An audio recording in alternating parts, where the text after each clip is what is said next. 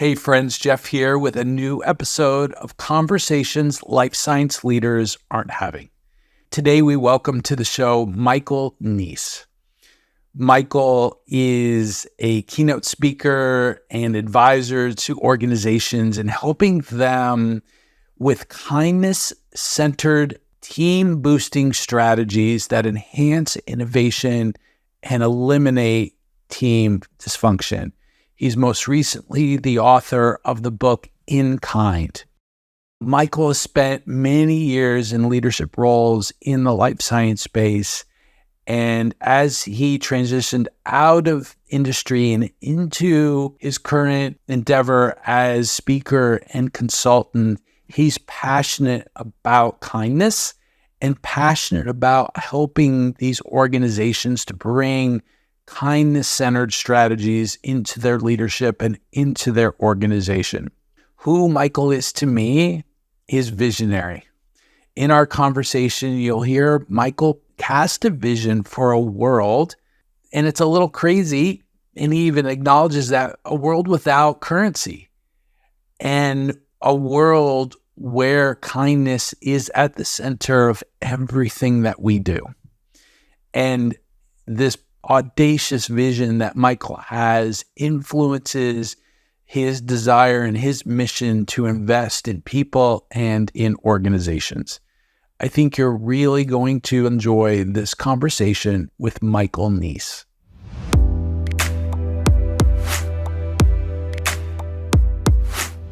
Michael Neese, welcome to the show. Conversations Life Science Leaders Aren't Having. Really excited to spend a little bit of time together.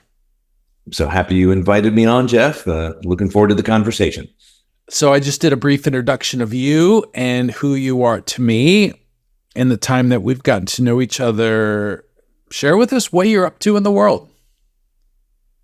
I am doing a number of things with my new business. I started this business back in April called Our Future is Kind. And it's all about, keynote speaking and trying to help executives, help, new employees at different companies really negotiate and navigate these spaces with kindness. I mean, that's really what it's all about. It's the one thing that I feel like the world really, really needs a ton of right now is just a lot more grace among people. And so part of that was I went to the National Speakers Association conference back in August, early August, in Denver, and we talked about the craft of speaking and about the business of getting out there and helping people with our messages. One of the other big things that I recently signed on to do as part of this practice is I'm helping a team sort of gel. And it's at this small shop that does CRO, FSP kind of work in the pharma industry, and it's really exciting. It's fun to take these principles and engage with this new crew. So those are the big things on my radar these days. It's awesome. What's the story that led you to this point? Oh, gosh, that's the million-dollar question. I have been in 5 different industries. I've been in so many different jobs doing different things. And the one thing that has always resonated for me, it's the people. I have found time and time again that when I've been attentive to my colleagues, when I've been attentive to my supervisor or the people that I'm supervising, everything goes better. And when I've not been true to the values that I say that I believe in, right? If somebody comes at me and they're having a bad day and they're not treating me particularly well, when I haven't lived my values and I've just fought fire with fire, it's just felt terrible. And so I got to a point in my career where it was, me talking to myself saying, what am I doing? How can I help other people get to the same revelation that treating each other with kindness, it's the way to do things. It also turns out that it's the way to make things better, more efficient, have more innovation, more productivity, that kind of thing. But yeah, I just kind of reached a breaking point where I said, I should write a book. And so I wrote the book and consulted with just everybody I could think of who'd had good experiences or bad, who've lived their values or who've stumbled. And put together a book called In Kind. And it captures an awful lot of what I try to do these days. And you mentioned 5 industries, one of those being life sciences, CRO and drug development. Tell us about your experience in that industry. Sure. Well, you have the background to know there are moments where you're just driven to get to some milestone, some deadline. And having done this for 18 years, I've always been on the SaaS programming, clinical trials data, curation and analysis side of things. And you sprint down that path and try to reveal, is some drug really helpful for people? Are people at the end of, 2 or 3 or 5 years of work, are they going to be standing in their kitchen with that glass of water and that tablet and getting a sense of hope from all the work that we've been working on? And so that to me is very honorable work and very exciting. And at the same time, you want to be making sure that you're, dotting all your I's, crossing all your T's all the way through. So yeah, that's been my experience. Yeah. You talked about your journey. You talked about what has brought you here. One and a professional life that is quite diverse. One of the quotes we like on the show is by John Ruskin, that the reward of your work is not what you get from it, but who you become by it. If you think about who you are today and the journey that you just shared a little bit about, who has Michael Neese become?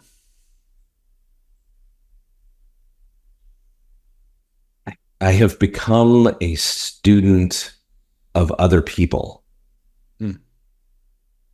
So much of my life has been spent doing highly technical things. My undergraduate degree is in physics. I've worked in the planetarium industry, trying to understand all kinds of astronomical concepts and the technical equipment that's necessary for presenting planetarium shows. And, and then being in, CROs and pharma for 18 years, there's a very, very big technical element to all of that. But I think that over time, I've distilled my essence more and more into just becoming a student of other people and figuring out that, oh, right, if we're not here for each other, then what's the point in any of it? And that's, I think, what I've just learned time and time again. And I finally admitted it to myself a couple of years ago, like, yeah, that's the thing. That's what I love chasing. That phrase, admitted it to yourself. What was the counterpoint to that? If being a student of people was the revelation and that you ultimately admitted that to yourself, like that is who I am, what was the counterpoint that was arguing against that that's who you were? In these technical fields, especially, in SaaS programming and biostatistics and data management, all of that, I mean, that's the focus, right? Is the technical piece. It's, how are we helping patients? And man, that is really, really important. But I will tell you, I've encountered a number of people during my career in pharma who forget about the to help the patients part. It doesn't invade their thought process on a daily basis. They're really thinking about that next report, that next graph. They're thinking about the technical writing that has to be presented to the FDA. They're thinking about those technical pieces. And so I guess the counterpoint has always been, if you're not invested in the exact right programming and thinking about that technical side, then why are you here? When what I found was, if I was really good at wrangling a team so that I was clearing obstacles from their way and thinking about, how to lift them up and get it so that they could be very effective. I found that that was my joy. And having to say that in a room filled with technical people it's a little hard, right? It's a little intimidating to say, yeah, I get that the technical piece is really cool and interesting, but I just don't think that's where my superpowers lie. When I put my cape on in the morning, I'm thinking about the people, and being able to say that out loud was just a little hard at first. Mm. What was it that opened the gates for you? Where you gave yourself the permission to admit, I'm a student of people. I did this very reflective exercise. I turned 50, and I hinted to my wife all over the place that it sure would be nice to go to a writing retreat, because I've been a closet writer for just years and years and years. I wrote a planetarium script way back. I wrote a children's book a few years ago. I love writing. And so preparing for this writer's retreat, I am always over-organized, I guess is the best way to put it. I'm always thinking deeply about how am I going to get the most out of this? And it just got me thinking more and more about, like, what is my life about? What do I want to leave behind as a legacy for somebody to read? And it got me reflecting on more than just my recent career. It got me reflecting on when I was a martial arts instructor. It got me thinking about when I was in the planetarium and museum field, and when I was a high school science teacher. And the one common thing in all of it was the people and our treatment of each other and our ways of uplifting and giving each other grace. And that's really where it came from, was just that writing retreat, which, man, I am so thankful every day that I went to that. It was October 2021, I guess, and 2022. I think back on it often, and the lessons that I learned from transforming myself during that. Mm. Mm. That's awesome. I think about my story back in the beginning of the 21st century, 2005, 6, where I knew something, there was more.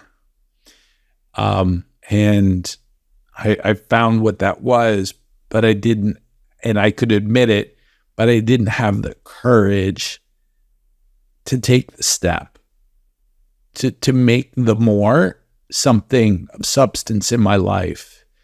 And so I recognize in you there's courage there to not only admit it, but then to step into it. Does it feel courageous to you?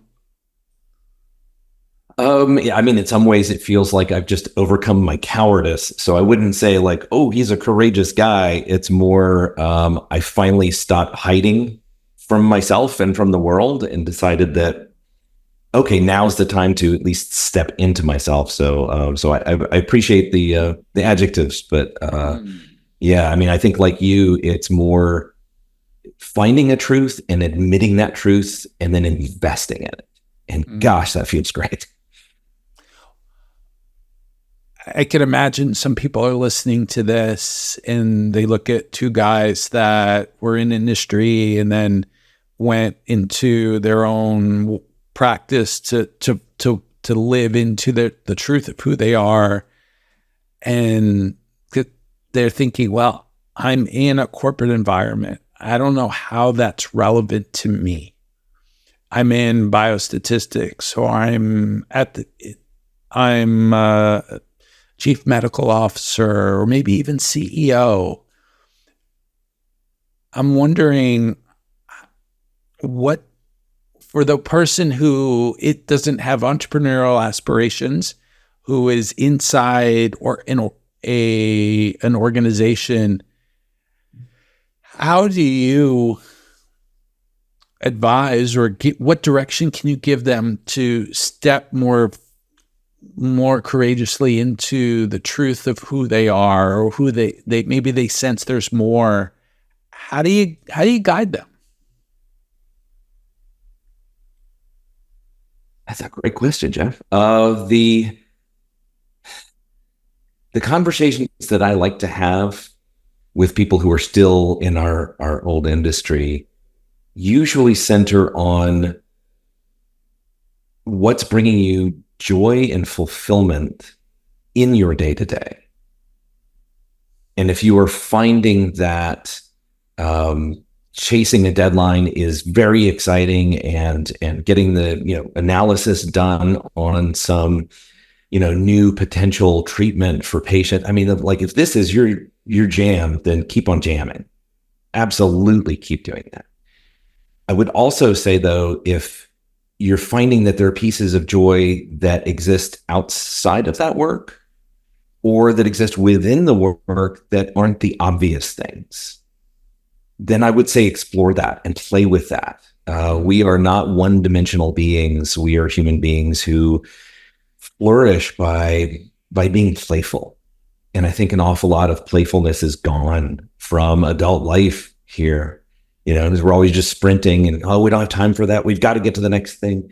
I would say take a bit of time every day to think, creatively, and be playful, and ponder what brought me the joy. Every morning I do the 3 gratitudes exercise, where you just write down 3 things that you're grateful for.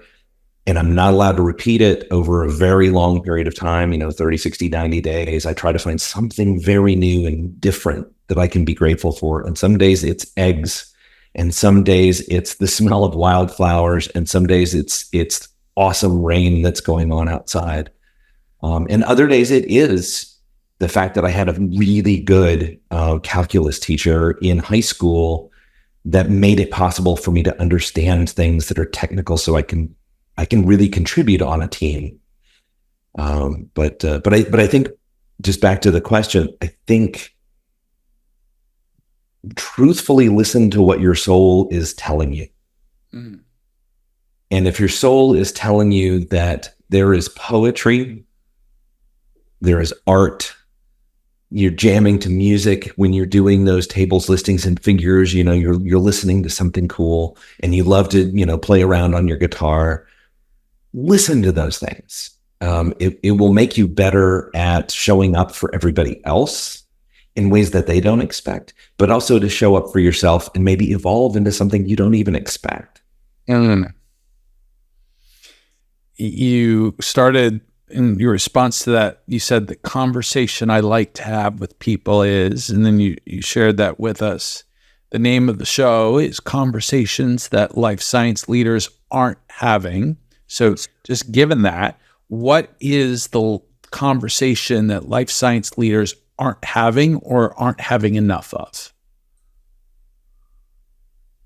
This is going to be a little bit futurism kind of thrown in. I envision a world someday where money isn't a thing.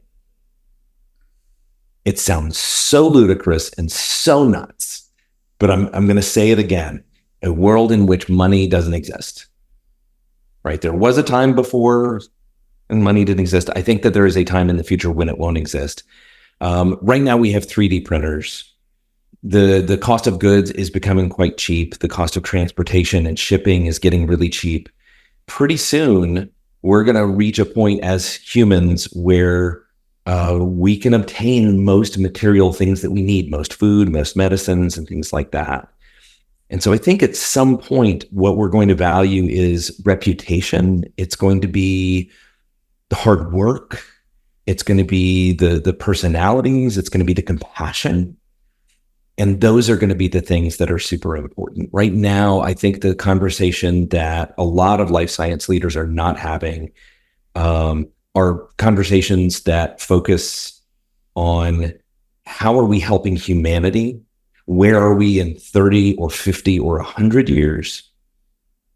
We're so focused on the next quarter and what's the profit, and how are we somehow serving our shareholders. I think there is some place for that, But my goodness, I don't think that serving money and serving banks and serving, economic prosperity I don't think that's the only conversation to have. And I think that's where we trend toward quite often. Like, what's my salary? Can I get a pay boost? We think about those things so much.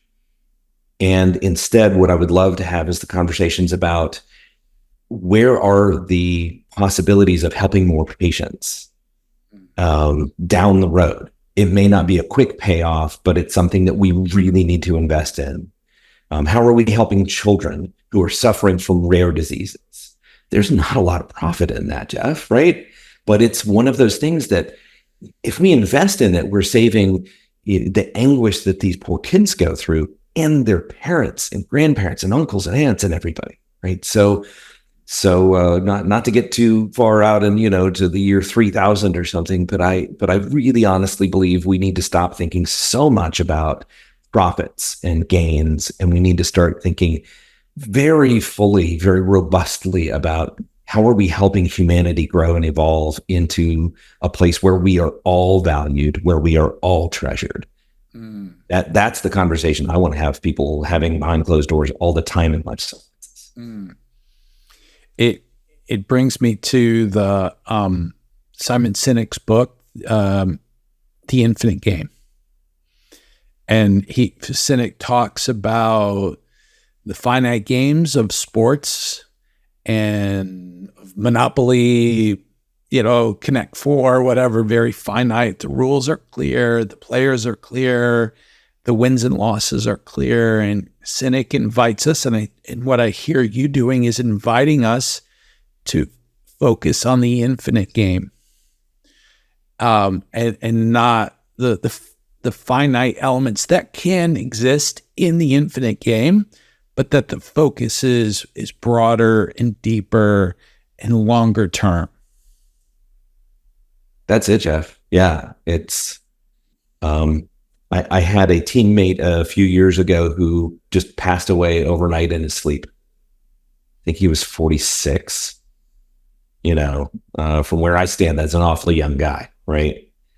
And I mean, there's just nothing fair about it. There was nothing great about it, except for the fact that we had time with him before that day. We had experiences with him, and I know that his heart led him to help so many other people in his prior work and the work that he was doing on the team at the time. And so you're going to win, you're going to lose. Eventually, we all die. In the meantime, how are we treating each other, and how are we playing that infinite game? How are we making humanity into something that we want it to be? I would love to be able to step into a time machine, jump forward 300 years, and just look around. And what I hope I see is that people are valued, and that certain things are in place, that all voices are heard, and that we caretake each other because we care about each other. Man, that's the future I want to live in. Yeah.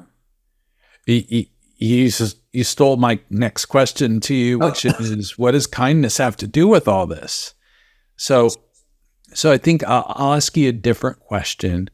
Why you wrote a book in kind? You have a practice of bringing the message of kindness through public speaking and workshops. Why, among all the things that you could have brought to help influence that future that you just described, why kindness?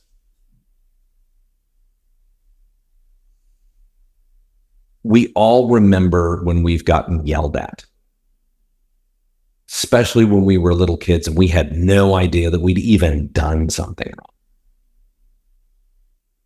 wrong. We all also remember the times when people have gone out of their way to give us a second chance, when they have seen us at our low points and not judged us and tried to take care of us. On our deathbeds, the conversations, the surveys that have been done of people who are just about to pass away, they don't have anything to do really with material goods and with all of these other flights of fancy. It's it's memories of their parents, it's memories of their teachers, it's memories of times with family. So in the working world, there's this phrase, psychological safety, right? We all know it. We're all talking about it as something that's really important. And then I think a lot of organizations shortchange it. They say, yeah, that's a warm, fuzzy, nice to have. But really, we're under a tight timeline. We got to go. Man, no, it's not. I don't care how tight your timeline is. The only true deadline in life is death. So everything else is negotiable. Treat each other well along the way, and you're never going to feel bad about how you conducted your life or how you did the projects that you did. As soon as you start snapping at each other, you have regret. And so that's why every bit of shame that I think I've ever had have been when I've stepped off the path of integrity and have done something outside of my values and have been cruel or at least not terribly kind to someone. So I guess this is my way of sort of writing my own path and writing the book that I needed to read, while at the same time, hopefully boosting up other people who feel like, yeah, kindness has a place in everything that we're doing. Why aren't we reaching for it more often? What is, I love that idea about you write the book that you needed. We all have the highlighter when we read, either digitally or physically have a highlighter. And I'm curious, in the book, what's that one piece that you highlight, either in your mind or physically, and say, that's the insight that I wish I had 20 years ago?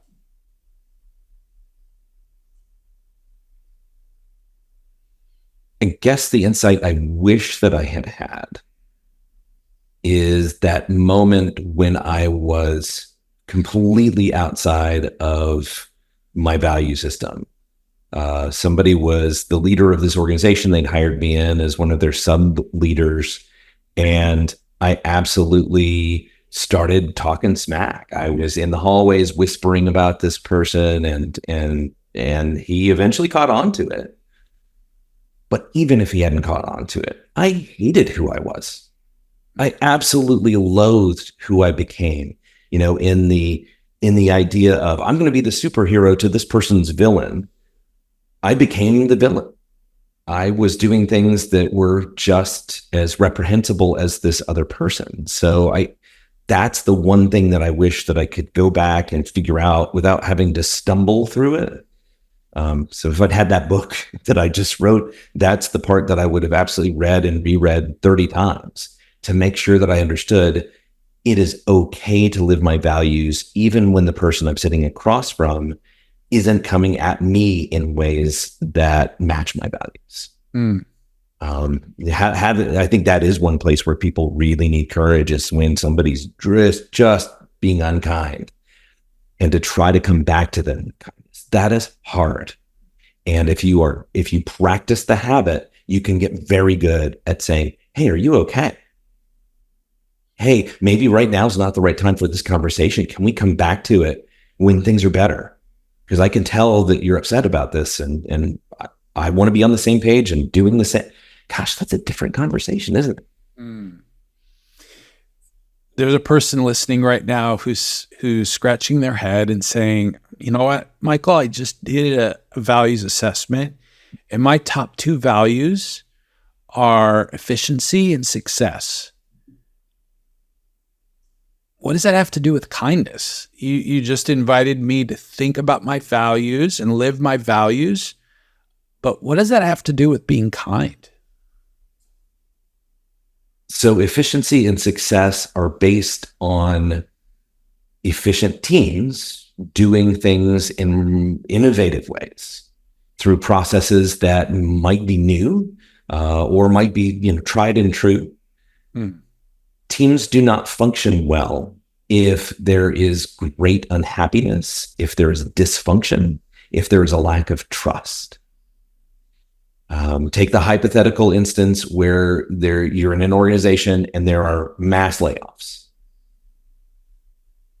I can understand from a business sense why sometimes maybe layoffs would be helpful. I also don't understand layoffs. I also think that they are tremendously unkind. I think it's easy to look at your workforce and say, maybe we can retrain some of these folks to do a different function that's parallel to what they do, but is more in line with where we're headed as a business. Why lay them off?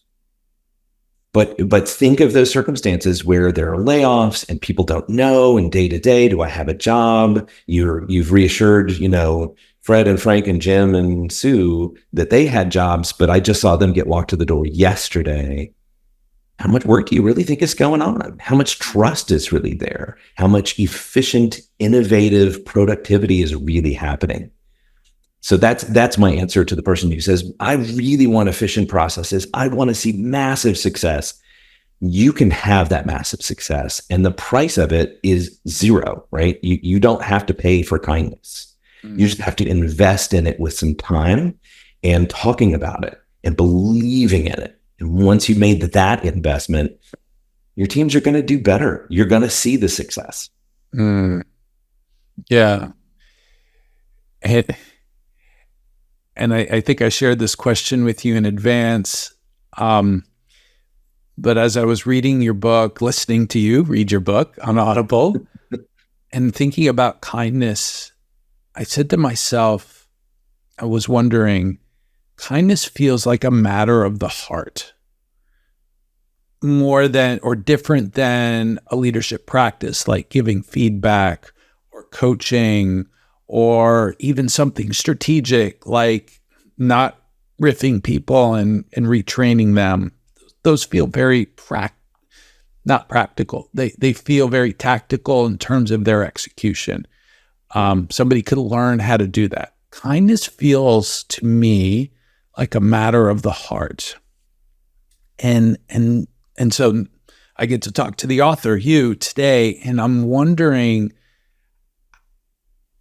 do you see it the same way or do you see it differently? And then from this perspective of the matter of the heart, how do you change people's hearts to be kind? Yeah. When I was a kid, I grew up watching Star Trek, and I always wanted to be Mr. Spock. I always thought, he's this emotionless alien or half alien who's, on a starship with Captain Kirk, and they have these great adventures and whatnot. And I always wanted to be the guy who didn't have the emotions, because, man, they are a pain. Feeling grief or sadness or fear or anger, man, that stuff is not fun. I think over time, I've realized, though, that we are humans and we are wired that way. We think of ourselves as logical beings who occasionally have a feeling. We are definitely emotional beings who occasionally have a cogent thought. That's really what it comes down to. So I do see kindness as being a matter of the heart. I also see that if you are good at strategy and, very thoughtful and very logical, that you can figure out how to harness that you can point your life in the right direction. You can point a team in the right direction. And you can still be very authentic in those feelings, in that kindness. And I think that that's fine. The other piece of your question was, how do you change other people's hearts?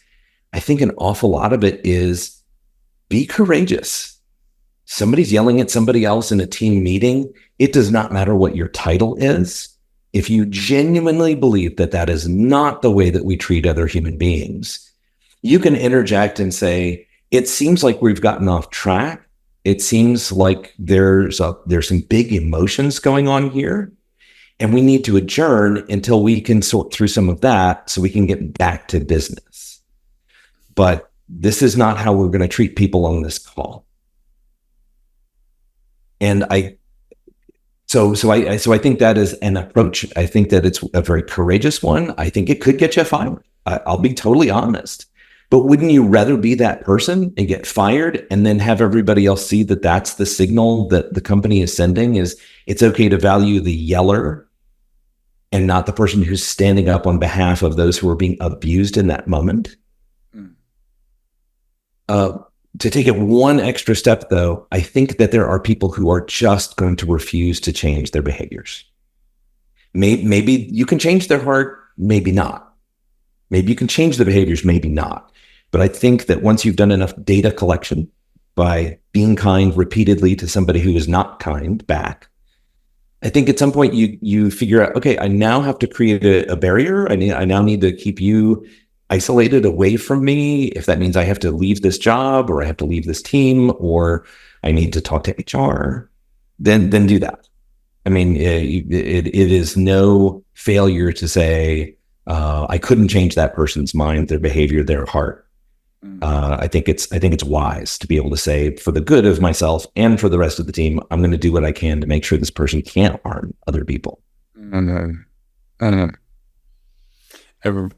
There was a moment, and I couldn't tell you exactly when in the last 12 years, where I decided I am not a remedial coach, meaning that if there was a situation where either there was an unwillingness, but the company had a desire to see if they can do one last go, I'm not the coach for them.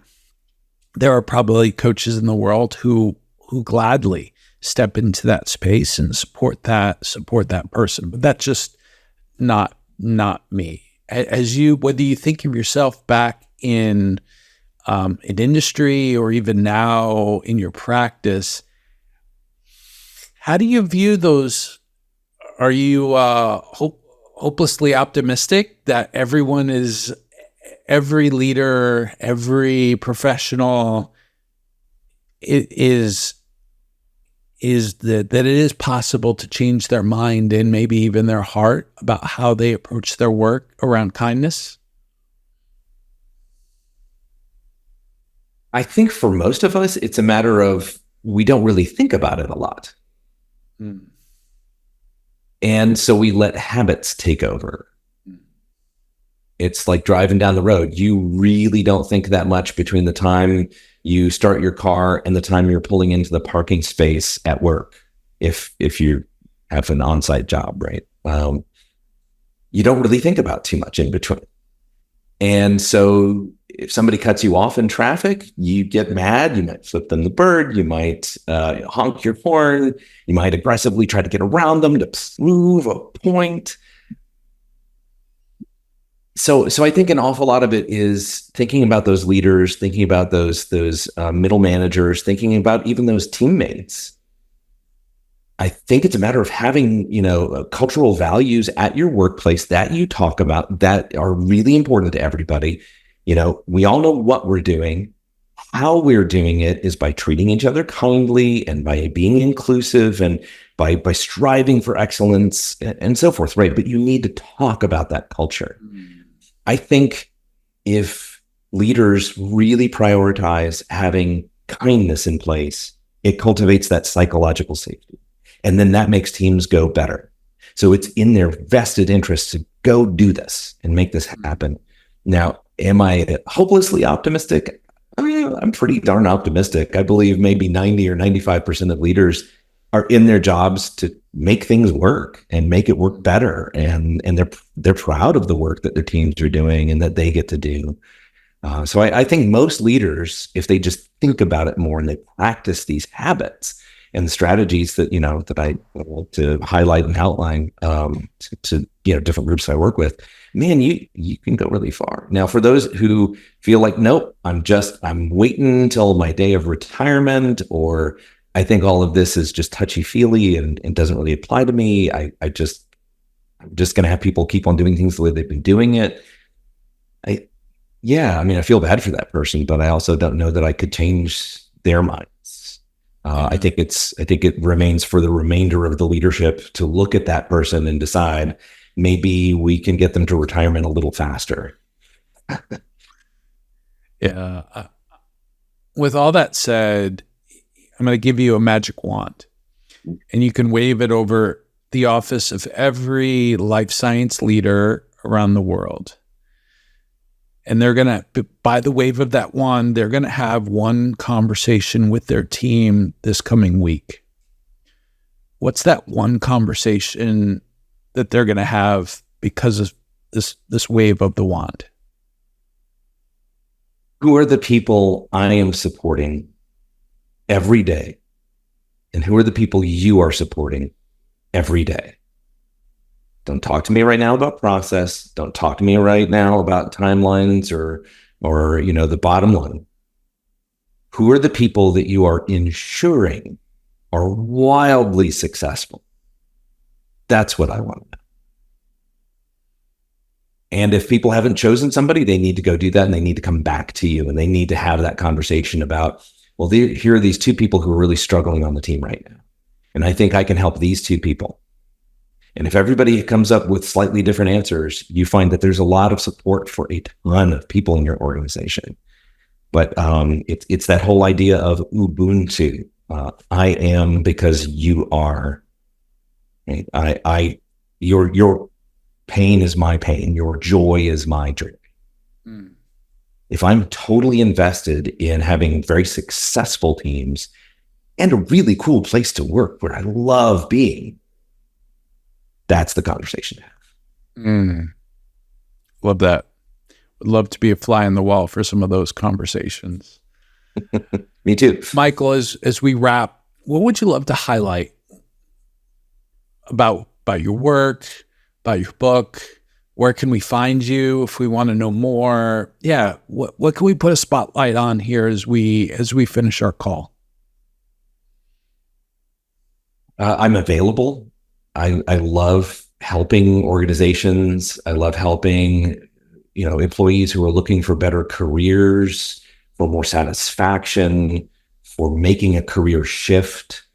And one of my favorite things to do in the world is to do big keynote addresses to large groups, to introduce some of these strategies and tips and tricks on making salient, permanent change within your organization. So if you want to find me, I'm on LinkedIn way too much. So I'm easy to find there. Last name is spelled weird, so just look in the show notes. But the other place to look is at my website, ourfutureiskind.com. Or if you are a big reader and you want to get a copy of my book, you can go to inkindbook.com. And any of those ways you can find me, and I'm here to help. Awesome. Well, as you said, we'll put all that in the show notes so people can find you easily. Michael, thank you so much. Thanks for your powerful vision of a future that is kind. Thanks for digging in deep with me, Jeff. I couldn't have thought of a better partner in this conversation. So thank you. Awesome.